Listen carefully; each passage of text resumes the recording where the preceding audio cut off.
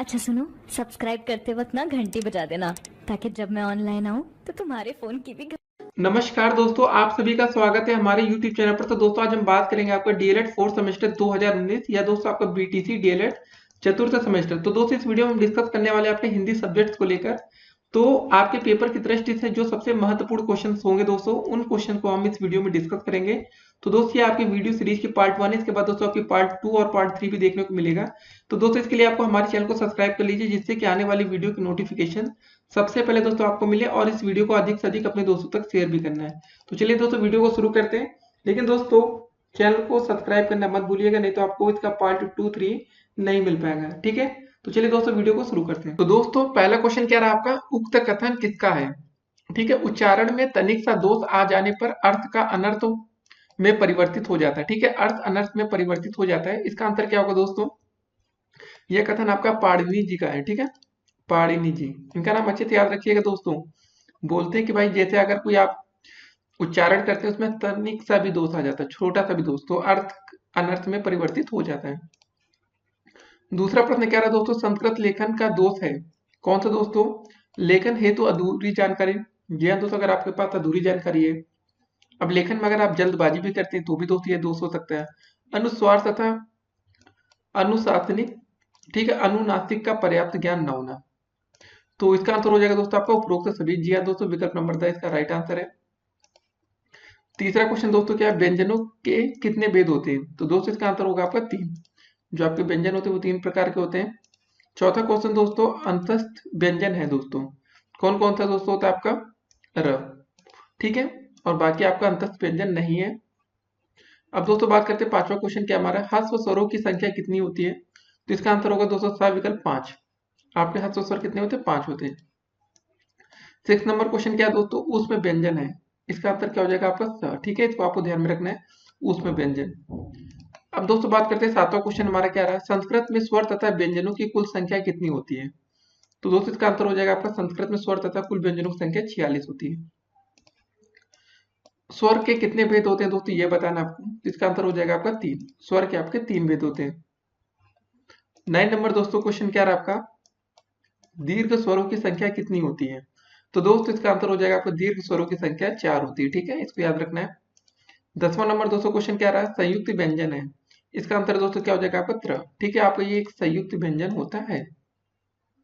अब दोस्तों बात करते हैं 11 नंबर क्वेश्चन क्या है, हलंत को प्रदर्शित किया जाता है। दोस्तों इसका आंसर क्या हो जाएगा, ये। ठीक है ना, इसको आपको दोस्तों ध्यान में रखना है, हलंत।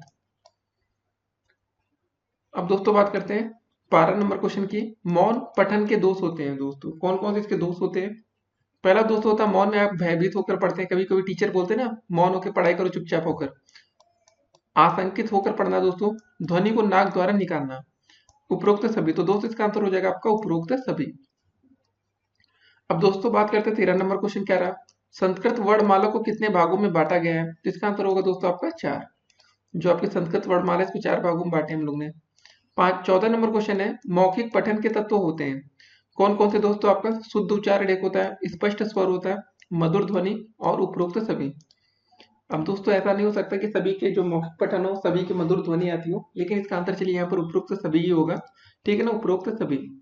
15 नंबर दोस्तों क्वेश्चन क्या है कि किसी को किसी भी भाषा को सीखने का महत्वपूर्ण साधन दोस्तों क्या हो सकता है, आपका ये बताइए।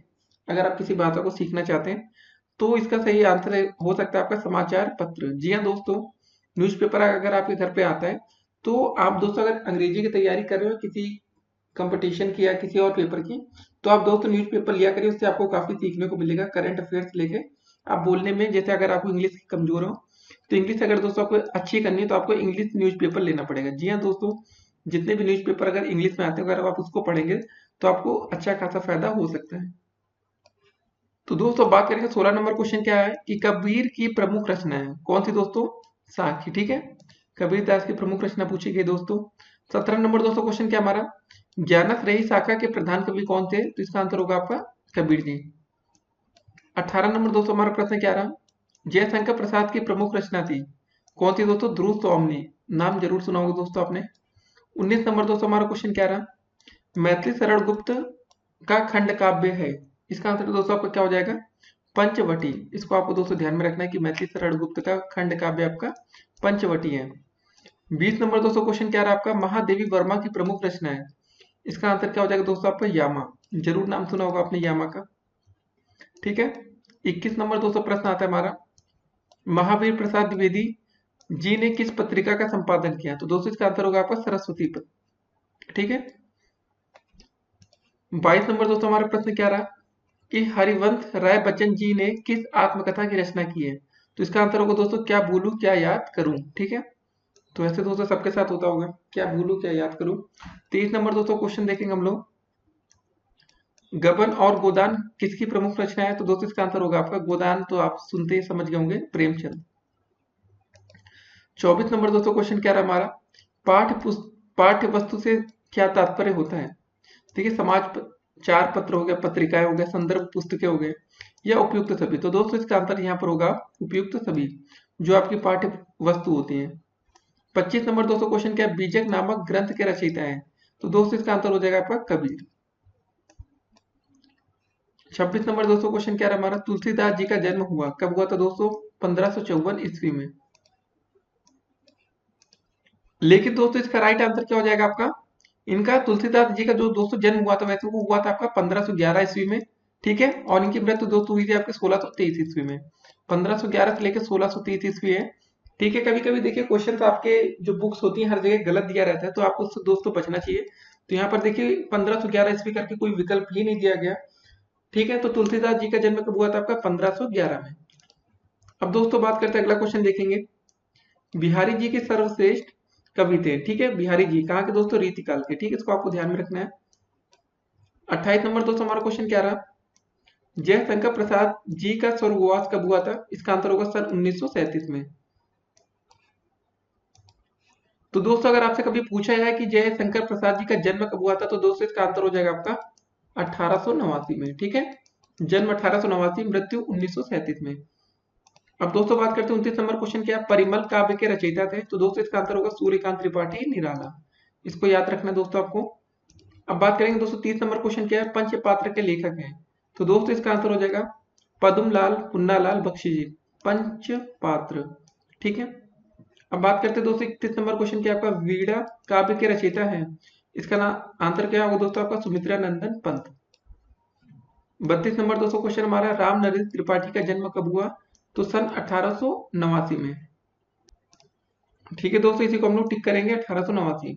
उसके बाद दोस्तों बात करेंगे हम लोग 33 नंबर क्वेश्चन क्या है, काशी में नागरी प्रचारणी सभा की स्थापना की किसने की थी दोस्तों, नागरी प्रचारणी सभा की स्थापना। तो इसका आंसर होगा दोस्तों आपका श्याम सुंदर दास। ठीक है। 34 नंबर दोस्तों हमारा प्रश्न क्या रहा है, इसको देखते हैं, हिंदी नवजीवन का संपादन किया था। तो दोस्तों हिंदी नवजीवन का संपादन किसने किया, आपके हरिभाऊ उपाध्याय ने। किसने किया था दोस्तों, आपके हरिभाऊ उपाध्याय। 35 नंबर क्वेश्चन, खूब लड़ी मर्दानी हुआ तो झांसी वाली राजनीति, इसके रचयिता कौन है दोस्तों। इसका आंसर होगा आपका सुभद्रा कुमारी चौहान। तो दोस्तों इसको जरूर आपने पढ़ा होगा। 36 नंबर दोस्तों क्वेश्चन क्या हमारा, काव्यों महाकाव्यों में सार गर्भिक वाक्यों को कहते हैं, क्या बोलते हैं दोस्तों, इसको बोलते हैं हम लोग सूक्ति। अब दोस्तों बात करते हैं 37 नंबर क्वेश्चन हमारा क्या है, हिंत मनोहरी चह दुर्लभ वचह सूक्ति किस काव्य की है। तो दोस्तों इसका आंसर हो जाएगा किरांता जूनियम। ठीक है, किरांता जूनियम। 38 नंबर दोस्तों प्रश्न हमारा क्या है, विश्व साहित्य के इतिहास में सबसे बड़ा महाकाव्य कौन सा है। तो इसका आंसर होगा दोस्तों आपका श्रीमद् भगवत गीता। 39 नंबर दोस्तों क्वेश्चन हमारा क्या है, सुगम शब्द का विलोम शब्द होगा। सुगम का होगा दोस्तों आंसर सिंपल था, दुर्गम हो जाएगा। 40 नंबर दोस्तों हमारा प्रश्न क्या रहा, रविंद्र शब्द में संधि होगी दोस्तों, कौन सी संधि होगी बताइए। इसमें होगी दोस्तों आपकी दीर्घ संधि। तो दोस्तों ये सब क्वेश्चन देखिए 2016 में पूछे जा चुके, तो मतलब पेपर की दृष्टि से महत्वपूर्ण है। 41 नंबर दोस्तों क्वेश्चन क्या हमारा, जयशंकर प्रसाद की रचना है। इसका आंसर होगा दोस्तों आपकी कामायनी, बहुत ही फेमस रचना है। 42 नंबर दोस्तों क्वेश्चन क्या, दुर्लभ को ना सताइए जाकी मोटी हाय उपयुक्त पंक्ति के रचनाकार है। तो दोस्तों इसका आंसर हो जाएगा आपका कबीरदास। ठीक है, इसको आपको अच्छे से ध्यान में रखना है, याद रखना है। 43 नंबर दोस्तों प्रश्न क्या रहा हमारा, दमक का तुकांत शब्द होगा। दमक का तुकांत शब्द, इसका आंसर हो जाएगा दोस्तों आपका धमक, दमक का धमक। 44 नंबर दोस्तों हमारा प्रश्न क्या रहा, पुरस्कार कहानी के लेखक हैं। तो इसका आंसर होगा दोस्तों आपका जयशंकर प्रसाद। ठीक है, पुरस्कार कहानी के लेखक आपको जयशंकर प्रसाद हैं। 45 नंबर दोस्तों क्वेश्चन क्या है, प्रत्युत्कार शब्द में प्रयुक्त उपसर्गों की संख्या दोस्तों। इसमें हमें उपसर्ग बताना है, तो इसका आंसर हो जाएगा आपका 2 उपसर्ग हैं, ठीक है ना।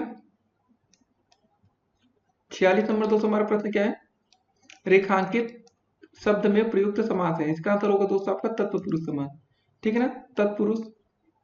47 नंबर प्रश्न क्या है, शताब्दी एक्सप्रेस के समय पर पहुंचने की संभावना है, वाक्य किस प्रकार का वाक्य है दोस्तों, इसका आंसर हो जाएगा आपका संदेशवाचक। जी हाँ दोस्तों, स्टेशन पर बोलते हैं ना कि इस ट्रेन के समय से पहुंचने की संभावना दी जा रही है, तो ये एक आपका संदेश है। 48 नंबर दोस्तों क्वेश्चन क्या है, शुद्ध वर्तनी वाले शब्द का चयन आपको करना है, इसका आंसर हो जाएगा आपका उपयुक्त, ठीक है, ध्यान से देखिए सही लिखा है कि नहीं। 49 नंबर दोस्तों क्वेश्चन क्या हमारा, मेघदूत किस रचनाकार की कृति है, तो दोस्तों इसका आंसर हो जाएगा आपका कालिदास, इन्होंने मेघदूत को लिखा था। अब 50 नंबर दोस्तों क्वेश्चन देखेंगे हम लोग, सूर्योदय में कौन सी संधि है, सूर्योदय में, तो दोस्तों इसका आंसर हो जाएगा आपका गुड़ संधि है ना, यहाँ पे लिखेंगे गुड़। अब 51 नंबर दोस्तों हमारा प्रश्न क्या रहा है, इसको देखते आइए, कौन सा शब्द अव्ययी भाव समास का उदाहरण है, तो इसका आंसर होगा दोस्तों आपका प्रत्येक, ठीक है, ये आपके अव्ययी भाव समास का उदाहरण है। अब दोस्तों बात करते हैं 52 नंबर क्वेश्चन हमारे पेपर में कैसे आ सकता है, अशुद्ध शब्द की पहचान आपको करनी है दोस्तों, तो अशुद्ध क्या है, गलत क्या लिखा है, प्रभु, ठीक है, ये आपका एक अशुद्ध लिखा है। प्रतिष्ठा देखिए आपको दोस्तों सही लिखा था, प्रणाम सही लिखा था, प्रकांड सही लिखा था। आज का दोस्तों अंतिम क्वेश्चन देखेंगे, शुद्ध वर्तनी वाले शब्द का चयन करना, मतलब दोस्तों क्या चीज सही लिखा है, तो दोस्तों यहाँ पर देख रहे होंगे क्या चीज सही लिखा बताइए, तो दोस्तों इसका आंसर हो जाएगा आपका आशीर्वाद, ठीक है ना, ये आपका बिल्कुल सही लिखा है। और दोस्तों देखिए सभी चीज गलत लिखी है, तो आप लोग देखिए बिल्कुल कंफ्यूजन नहीं होना है। शुद्ध वर्तनी में देखिए आशीर्वाद आपने काफी बार दिया होगा छोटे बच्चों को, और अगर आप टीचिंग अभी लगेगी दोस्तों, आप हो सकता है टीचिंग करने गए होंगे तो काफी बार, तो दोस्तों आपने आशीर्वाद जरूर बच्चों को दिया होगा, तो बस। तो दोस्तों आज हमने 53 क्वेश्चन देख लिए, तो आपको परेशान नहीं होना दोस्तों, इसकी पार्ट 2 दोस्तों आपको बहुत ही जल्द देखने को मिलेगी। हो सकता है दोस्तों जब आप ये वीडियो देख रहे हो तब तक आपके कमेंट बॉक्स में इसका पार्ट 2 दोस्तों अवेलेबल है। जी हाँ दोस्तों, पार्ट 2 जरूर देखिएगा, उससे आपको काफी हिंट्स मिलेगा पार्ट 2 और 3। अगर आप लोग हमारे चैनल पर नए हो तो चैनल को सब्सक्राइब कर लीजिए, जिससे आने वाली वीडियो की सारी नोटिफिकेशन सबसे पहले दोस्तों आपको मिले, और यूपी टेट सी टेट सभी की तैयारी दोस्तों हम लोग तुरंत तैयारी शुरू कर देंगे, ठीक है। फिर मिलते हैं, तब तक के लिए स्टे कनेक्टेड और ऑल द बेस्ट पढ़ाई के लिए।